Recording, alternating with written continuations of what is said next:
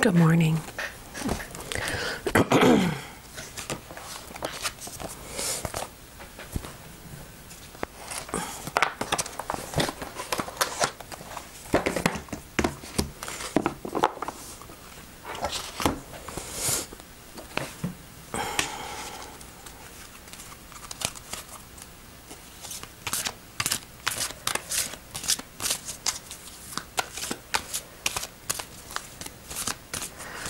My morning ritual. They say 21 days to make a habit. That's totally what I'm trying to do here. Make a habit. Habit making isn't always easy. But here I am. Snowy Friday morning. Looks like the sunshine's coming out. Drawing cards for the day. This one, I don't know. Here we go. One of my favorite plants. Butterfly weed. Dandelion. Showed the third day in the row for dandelion. And Vitex. Again, we had, didn't I have that one recently? I think I had that one recently too. So, here are the cards for today.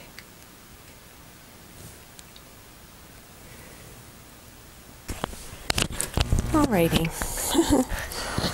Technology. I love technology. Alright. So I'm back again.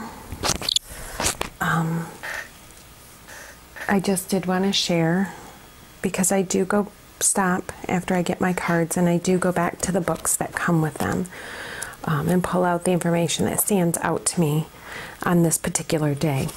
So this is the book, The Healing Herbal Deck, or the Herbal Healing Deck, Dyslexia Sets In, by Sarah Baldwin. I really like the deck. I love the artwork. Even the back of the cards are cool. So this is the book we're working from, and these are the cards we're working with today. And like I said, I'm just going to ramble on about my cards after sort of a brain drop of my reading, and hopefully you gain some information about it. My first card is nettle, which is absolutely one of my favorite plants.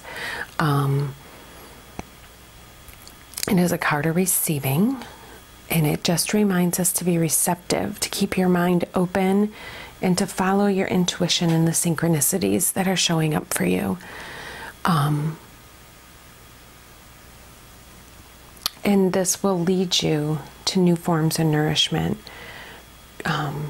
feeding you right on down, which nettle is a very nourishing herb in spite of the sting, and although the sting is can be very medicinal. So yes, so nettle is remembering to follow your intuition and your synchronicities, and it'll lead you to new things that'll actually nourish your soul. So love nettle. So that's a reminder that we receive, and a message in the receiving, the quote that came along with the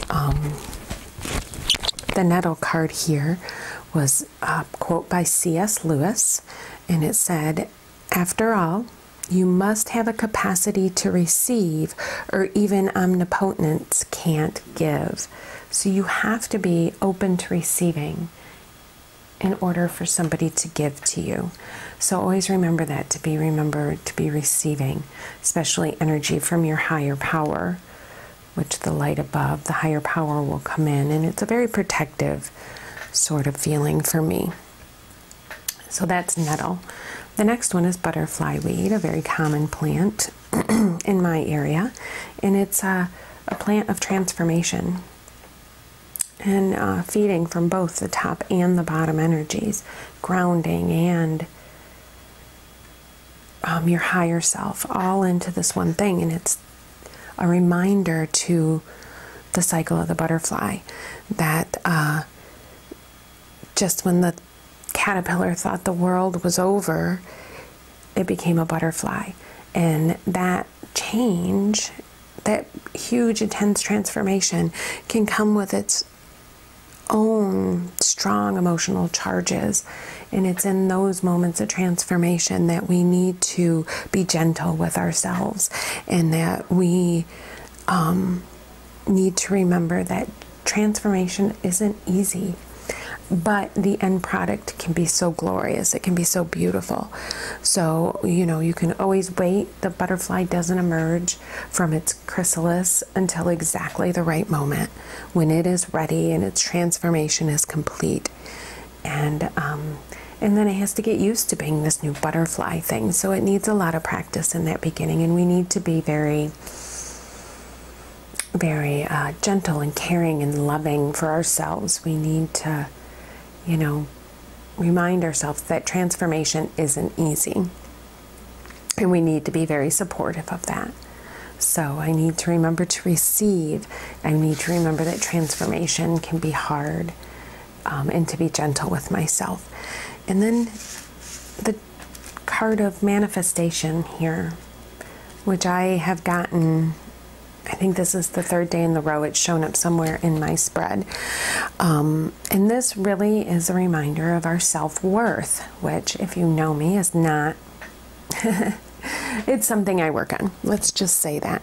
So it's a reminder to believe in yourself, that bright, sunny nature, that you need to align your actions with your intentions. And I've had many conversations with people lately about how important the intention is when you work with magic, when you work with change, when you work with anything like that. Intention is so important. And Dandelion reminds us that when our actions line up with what our intentions are, that's when manifestation happens. So we need to have both things aligned. So if you have an intention of one thing but you're doing another, your manifestation is not going to happen. And I think that is one thing that we all have to remember, that we need to align with joy our actions and our intentions so that we can manifest what we want. And to know that we have to believe in ourselves to do this, that yellow solar plexus energy needs to come out and give us our power. So that's a nice card to have. Manifestation. I have to be receiving. I have to be gentle with change. And I have to align my actions and my intentions for manifestation. And then the shadow card, which I'm not sure how many people read these. These are just ones that I like to read that my ego is pushing me away from, whether I don't want to do the work or, whatever it is. But my ego self is like, ooh, let's not do that right now for whatever reason. And the card I have this time round is Videx, and it's self-mastery. And it's one of those things, I was just talking recently about fight or flight, that question we get into when, we're in situations that may come up, and how sometimes the fight or flight, you can confuse it with excitement, especially if you come from a place of trauma, which a lot of times I will confuse excitement for fight or flight. And in self-mastery, which is something I have to work on, especially in this aspect, is I have to remember, because it'll cause me to run away. I had an incident with Chicago. The night before we were supposed to go for a weekend trip to Chicago, I was sick the whole next day. I had a long list of stuff I needed to get done before we went, and I was sick. I couldn't do anything. And sick like my gut. It was a gut ache and a headache. And I couldn't do anything. And looking back, my body went into fight or flight. That I was so excited because it was a good time. We had a fabulous time in Chicago, but I was so worked up the night before, and my body was reading it as fight or flight. I was scared. I couldn't move. Made myself sick, so maybe I wouldn't even have to go.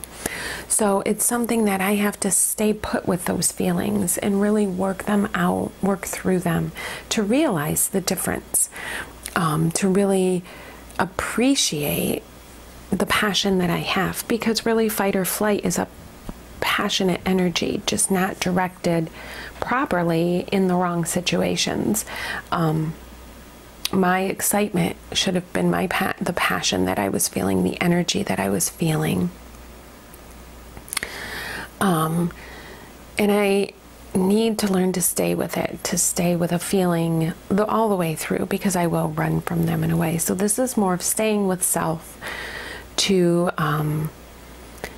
stay put and feel that energy that's coming up.